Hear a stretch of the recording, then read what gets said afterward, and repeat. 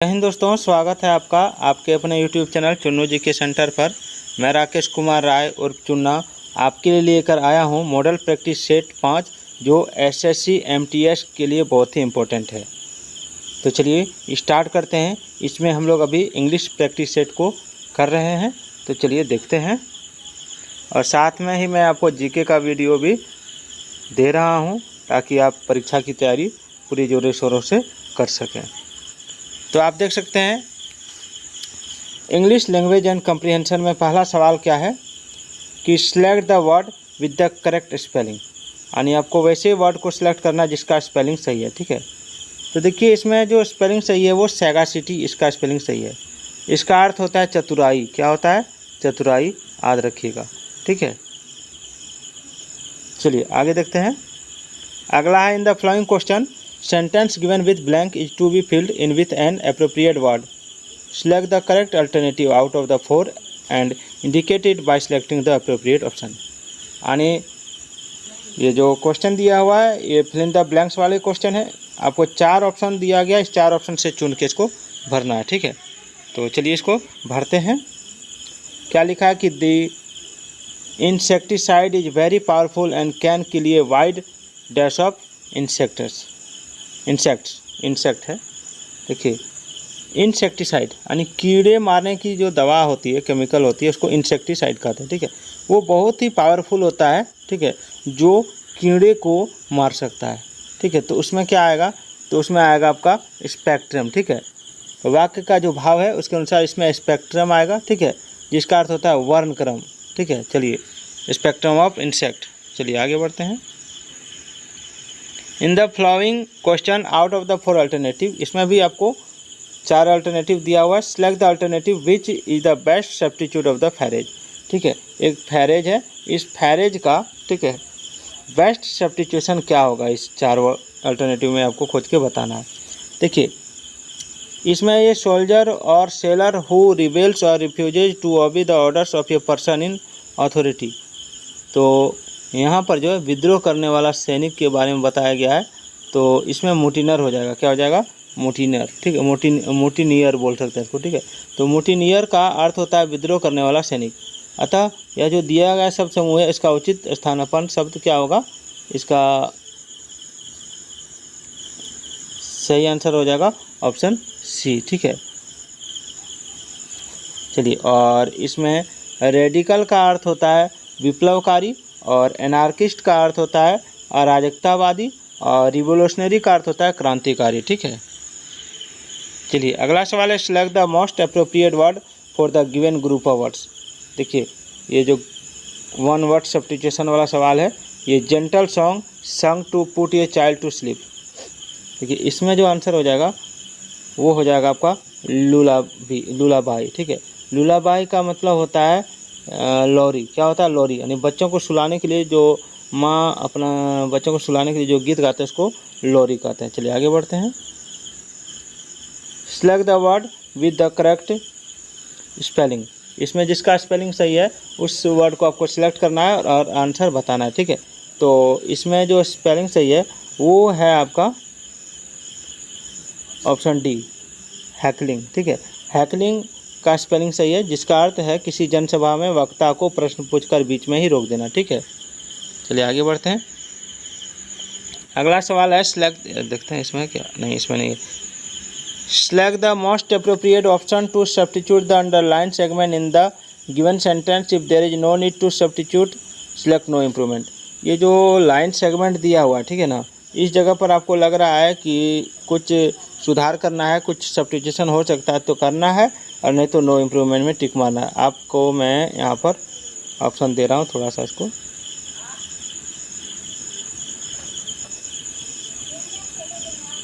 देखिए। Vivek was astonished at his failure in the exam.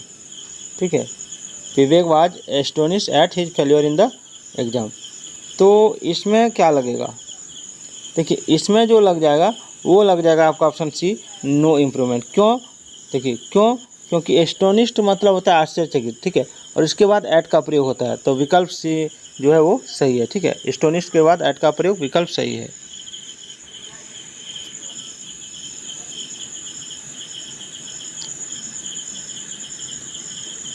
चलिए अगला सवाल, select the most appropriate word for the given group of words. ठीक है, आपको उचित वर्ड चुनना है जो ग्रुप ऑफ वर्ड्स दिया गया उसके लिए। लिखा है friendly and welcoming to visitors. Friendly and welcoming to visitors, इसका मतलब होता है हॉस्पिटेबल। क्या होता है? हॉस्पिटेबल। ठीक है, हॉस्पिटेबल मतलब होता है मेहमानों के प्रति मित्रवत और उदार। ठीक है, और आतिथ्यकारी करना। चलिए आगे बढ़ते हैं। Select the synonym. सिनोनिम का मतलब क्या होता है? सिनोनिम का मतलब होता है पर्यायवाची शब्द। तो सिनिस्टर का सिनोनिम क्या होता है? देखिए, सिनिस्टर का मतलब होता है दुर्भाग्य सूचक, बुरा, यानी बुरा। तो देखिए मैं कुछ वर्ड दिया है इस पर, इसका मैं पहले मीनिंग बता लेता हूँ आपको। इसमें मेलवोलेंट, मेलवोलेंट का मतलब होता है विद्वेषी, अनुदार। ठीक है, इसमें है मैग्नेनिमियस, मैगेनानी माउस का है, मैगेनानी माउस। ठीक है, मैगेनानी माउस का मतलब जो होता है वो होता है, मैगेनानी माउस का अर्थ होता है उदार। क्या होता है? उदार। तो चमड़े का मुंह थोड़ा सा लड़खड़ा जाता है। ऑस्पिशियस का मतलब क्या होता है? ऑस्पिशियस का मतलब होता है शुभ, मंगलकारी। ठीक है, और बेनेवोलेंट का मतलब होता है, बेनेवोलेंट का मतलब होता है परोपकारी या उदार। तो यहाँ पर क्या पूछा गया? यहाँ पर पूछा गया आपका सिनिस्टर। ठीक है, सिनिस्टर का सिनोनिम। तो सिनिस्टर का मतलब होता है दुर्भाग्य सूचक, और मेलेवोलेंट का मतलब होता है विद्वेषी, अनुदार, दुर्भाग्य सूचक, बुरा। ठीक है, चलिए आगे बढ़ते हैं।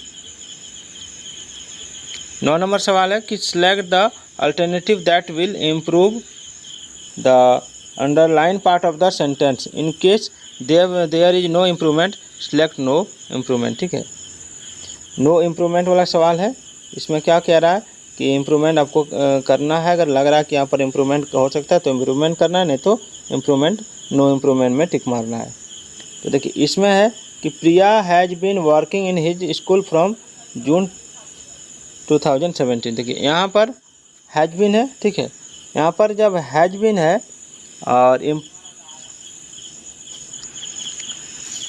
और हैज़ बीन के साथ यहाँ जून, तो यहाँ पर सही है, ये सही है। ठीक है, क्योंकि इम्प्रूवमेंट का सही विकल्प इसमें जो हो जाएगा वो हो जाएगा, 1 मिनट, इसमें सही नहीं है, फ्रॉम का प्रयोग किया हुआ है। 1 मिनट,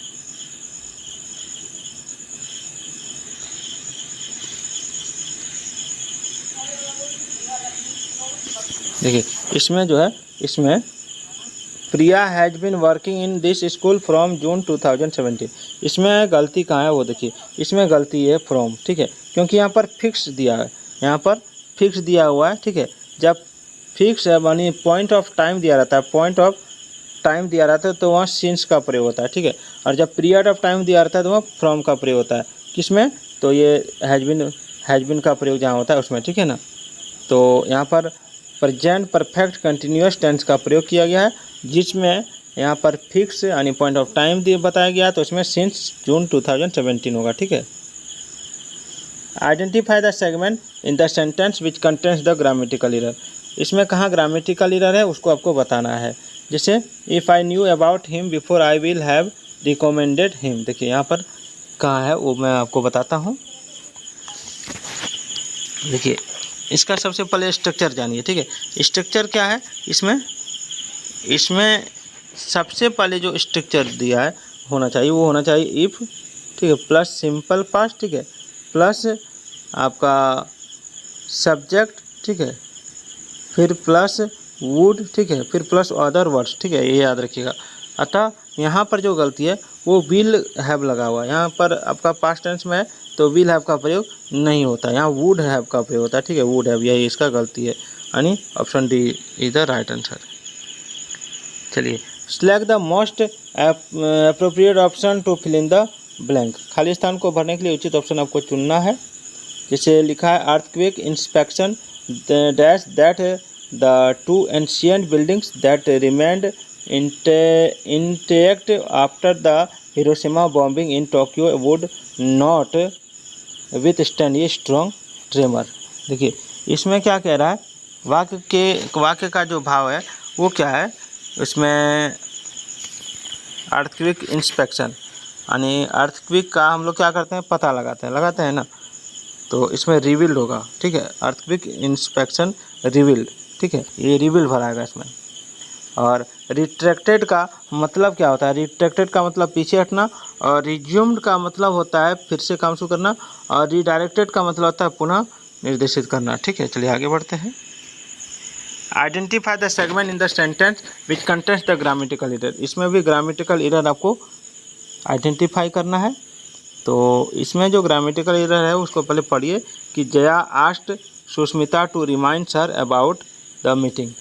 तो इसमें जो हो जाएगा, Jaya asked Sushmita to remind sir about the meeting, इसमें हो जाएगा आपका ऑप्शन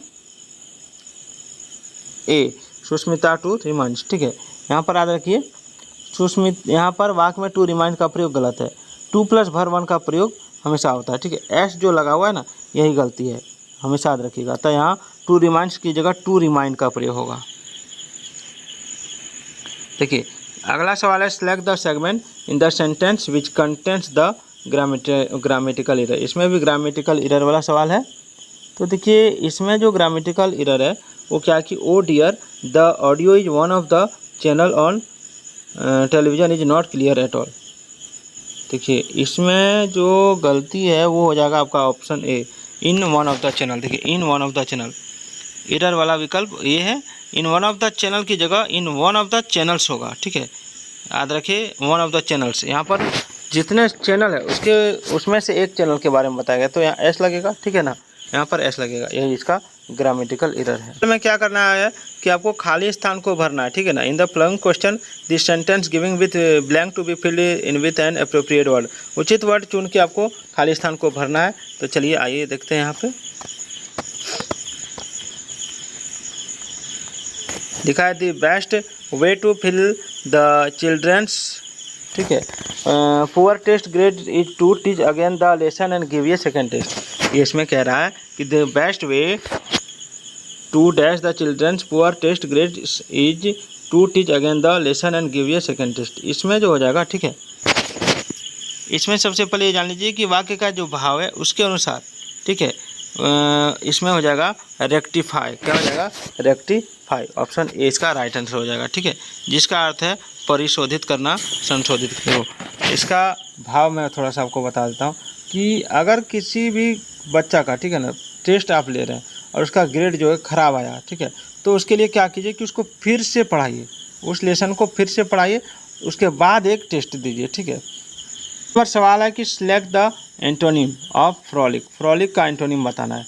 तो देखिए फ्रॉलिक का एंटोनिम होता है ड्राजेरी। ड्राजेरी याद रखिएगा, ड्राजेरी। फ्रॉलिक का मतलब होता है खेल, क्रीड़ा, विनोद। ठीक है, और इसका उल्टा हो जाएगा कड़ा, परिश्रम। ठीक है, और देखिए रॉम्प का मतलब क्या होता है? रॉम्प का मतलब होता है उद्यमी लड़की। ठीक है, और एंटिक का मतलब होता है प्राचीन या मस्खरा। ठीक है, और ड्रोलेरी का मतलब होता है विनोद या मजाक। याद रखिएगा। देखिए 16 नंबर सवाल क्या है कि सिलेक्ट द एंटोनिम ऑफ। ठीक है, एफिडेविट का एंटोनिम आपको बताना है। तो एफिडेविट का अर्थ होता है शपथ पत्र। ठीक है, तो इसमें जो वर्ड जैसे अफ्रीमेशन दिया, अफ्रीमेशन का मतलब होता है अभिकथन, और स्लैंडर दिया, स्लैंडर का मतलब झूठी निंदा, और ऑथ दिया, ऑथ का मतलब होता है शपथ। ठीक है, और इसमें टेस्टमोनी का मतलब क्या होता है? साक्ष्य, प्रमाण या शपथपूर्ण। तो इसमें जो आंसर हो जाएगा वो हो जाएगा आपका ऑथ। ठीक है, याद रखिएगा। इन the following question out of the 4 alternative, इसमें क्या है कि एक इडियम दिया हुआ है, उसका आपको ये जो क्वेश्चन है, ठीक है, इसका आपको इस 4 ऑप्शन में से ढूंढ के बताना है। तो चलिए देखते हैं, चौथा ऑप्शन भी देख लेते हैं। सवाल क्या है कि to drive someone up the wall. To drive someone up the wall का मतलब होता है कि किसी को अत्यधिक क्रोधित कर देना। ठीक है, किसी को अत्यधिक क्रोधित कर देना, तो इसका हो जाएगा to make someone very irritated. ठीक है, ये हो जाएगा। 18 नंबर सवाल है कि select the most appropriate option to substitute the underline segment in the given sentence. ठीक है, if there is no need to substitute it, select no improvement. No improvement वाला सवाल है, और आपको इसमें क्या करना है कि सब्स्टिट्यूट करना है। ठीक है, कि बट वेरी ब्यूटीफुल के जगह पर। तो क्या लिखा है? Rashmi is not only smart but very beautiful. देखिए यहाँ पर आपको सब्स्टिट्यूशन करना है। अगर सब्स्टिट्यूशन नहीं होगा तो नो इम्प्रूवमेंट में टिक मार दीजिएगा। ठीक है, तो चलिए इसको देखते हैं। इसमें क्या है कि नॉट ओनली के साथ बट एल्सो का प्रयोग होता है, हमेशा याद रखिए।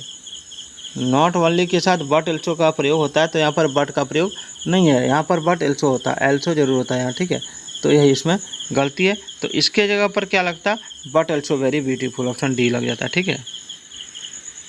19 नंबर सवाल है कि identify the segment in the sentence which contains the grammatical error. इसमें ग्रामेटिकल एरर किसका है वो आपको ढूंढ के बताना है। तो it is difficult to make out that they are twins because they do not resemble to each other. यहाँ पर जो है, यहाँ पर जो है वो हो जाएगा आपका रिजेंबल टू ईच अदर। ठीक है, रिजेंबल टू ईच अदर। यहाँ पर रिजेंबल टू ईच अदर गलत है, यहाँ सही प्रयोग है रिजेंबल ईच अदर। ठीक है, टू का प्रयोग नहीं होता है, याद रखिएगा, रिजेंबल टू का प्रयोग नहीं होता है। 20 नंबर सवाल है select the synonym of the probable. Probable का मतलब पहले जानिए। प्रोबेबल का मतलब होता है संभाव्य या प्राय। ठीक है, तो प्राय होने वाला। तो देखिए इसमें दिया है फ्यूटाइल। फ्यूटाइल, फ्यूटाइल का अर्थ होता है व्यर्थ या बेकार, और एक दिया है प्लॉसिबल। ठीक है, प्लॉसिबल का अर्थ होता है स्वीकार्य या स्पष्ट कथित, और एक दिया है एब्जर्ड। एब्जर्ड का अर्थ होता है आपका असंगत या मूर्खतापूर्ण। ठीक है, और एक है आपका प्रीपोस्टेरियस। प्रीपोस्टेरियस का मतलब होता है असंगत। ठीक है, तो इसमें जो हो जाएगा वो हो जाएगा आपका प्लॉजिबल, याद रखिएगा, प्रोबेबल का प्लॉजिबल हो जाएगा। तो वीडियो कैसा लगा कमेंट जरूर कीजिएगा, लाइक शेयर सब्सक्राइब जरूर कीजिएगा।